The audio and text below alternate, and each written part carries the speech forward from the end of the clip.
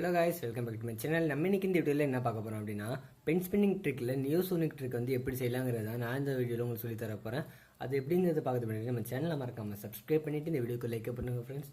Okay friends, நம்ம வீடியோக்குள்ளே போகலாம்.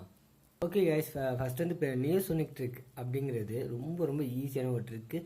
ஆக்சுவலி வந்து இந்த நியோசோனிக் ட்ரிக்லாம் என்ன எப்படின்னா, இதெல்லாம் பென் ஸ்பின்னிங் ட்ரிக்கா அப்படின்னு யோசிக்கிற அளவுக்கு ரொம்ப ரொம்ப ஈஸியான ஒரு ட்ரிக் தான் நியோசோனிக் ட்ரிக்கு. இந்த நியோசோனிக் ட்ரிக்கு ஏன் நம்ம இப்போ வந்து சொல்லித்தர போகிறோம் அப்படின்னா, நம்ம வந்து ஒரு காம்போ செய்கிறதுக்கு இந்த நியோசோனிக் ட்ரிக்கு வந்து ரொம்ப யூஸ்ஃபுல்லாக இருக்கும். ஸோ அதாவது வந்து எப்படி சொல்கிறது, நிறையா ட்ரிக்கு சேர்த்து தான் ஒரு காம்போ வந்து செய்ய முடியும். அது வந்து இந்த நியோசோனிக் ட்ரிக் வந்து ரொம்ப முக்கியமான ஒன்று தான்.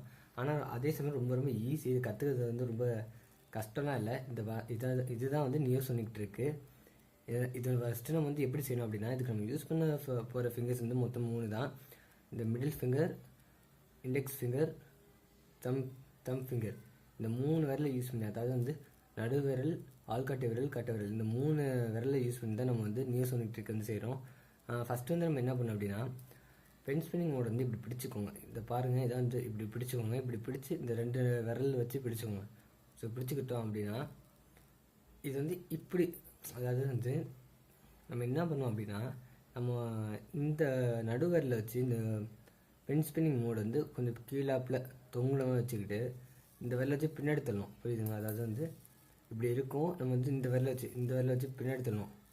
இப்படி வந்து பின்னாடி தள்ளும் போது தானே என்ன ஆகும், பென் ஸ்பின்னிங் மோடு வந்து இந்த இடத்துல வந்து அப்படியே ரொட்டேட் ஆகும்.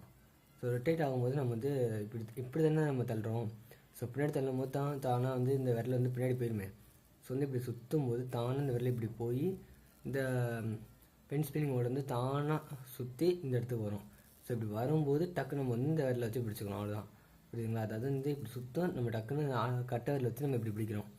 ஸோ இதுதான் வந்து நியோசோனிக் ட்ரிக். பார்த்துக்கோங்க. ஸ்டெப்பு 1 வந்து இப்படி முதல்ல பிடிச்சிக்கிறோம். ஸோ இந்த மாதிரி வச்சுக்கிறோம். இதான் ஸ்டெப் 1. ஸ்டெப் 2 வந்து நம்ம நடுவரில் வச்சு இந்த பென் ஸ்பின்னிங் மோடை இப்படி சுற்றுறோம், இல்லை வந்து தள்ளுறோம். ஸோ அந்த மாதிரி வச்சுக்கோங்க. அதாவது வந்து ஒன்று சுற்றணும், இல்லை வந்து தள்ளுறோம். அவ்வளோதான். இப்படி வச்சு பின்னாடி வச்சு தள்ளுறோம். ஸோ இப்படி வீசுகிறோம். ஸோ இந்த மாதிரி வச்சு வேகமாக தள்ளும்போது தானே இந்த மாதிரி ஃபஸ்ட்டு வந்து எடுத்ததும் ஃபஸ்ட்டு வராது, இப்போவுமே சரி டக்குன்னு வராது, கீழே விழுகிற மாதிரி தான் இருக்கும். நீங்கள் அதெல்லாம் கண்டுக்கூடாது. ஜஸ்ட் நீங்கள் வந்து இப்படி ஸ்பின் பண்ணுங்கள். இந்த இப்போ நடுவில் வச்சு இப்படி பின்னாடி தள்ளுங்க.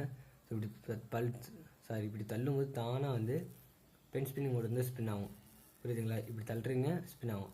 ஸோ இப்படி ஸ்பின் ஆகும்போது டக்குன்னு நம்ம என்ன பண்ணுறோம், இப்படி பிடிச்சிடும். அதாவது வந்து இப்போ தாம்பரம் செய்யும்போது நம்ம எப்படி செய்கிறோம், பிடிக்கிறோம்ல, டக்குன்னு இப்படி வந்து கேட்ச் பண்ணுறோம்ல, இல்லை தானாக வந்து ஃபிக்ஸ் ஆகும். ஸோ அதே மாதிரி நீங்கள் 1க்கு 2 வாட்டி இந்த மாதிரி ஸ்பின் பண்ணும்போது தானாக கட்டவர்லேருந்து இது பிடிச்சிடும். இந்த மாதிரி பென் ஸ்பின்னிங் மோடை வந்து பிடிச்சிடும். ஸோ இப்படி ஈஸியாக நம்ம வந்து நியோசோனிக்கை ரொம்ப ரொம்ப ஈஸியாக கற்றுக்கலாம். கஷ்டமே இல்லை. நீங்கள் வந்து எடுத்துமே ஃபஸ்ட்டு இந்த கட்டவர் வச்சு பிடிக்கணுங்கிற அவசியம் இல்லை. நீங்கள் ஸ்டார்டிங்கில் என்ன பண்ணலாம், இப்படி வச்சு நீங்கள் இப்படி ஸ்பின் பண்ணுங்கள். ஃபஸ்ட்டு ஸ்பின் பண்ணுங்கள். அதாவது வந்து ஸ்பின் பண்ணி இப்படி தூரமாக எட்டி போய் கீழே விழுவாத மாதிரி சும்மா ஸ்பின் பண்ணி தானே இந்த இடத்துக்கு வரணும். அந்த மாதிரி நீங்கள் வந்து கரெக்டாக ஸ்பின் பண்ணுங்கள். அந்த மாதிரி பேலன்ஸில் நம்ம ஸ்பின் பண்ண ஃபஸ்ட்டு கற்றுக்கோங்க. இப்படி கற்றுக்கணும் அப்படின்னா தானே வந்து இப்படி பிடிச்சிக்கலாம். ஓகேங்களா? ஃபஸ்ட்டு ஸ்டார்டிங்கில் நம்ம வந்து இப்படி பிடிச்சிக்கலாம், ஒன்றும் பிரச்சனை இல்லை. இப்படி பிடிச்சி ஸோ அப்படி கூட கற்றுக்கலாம்.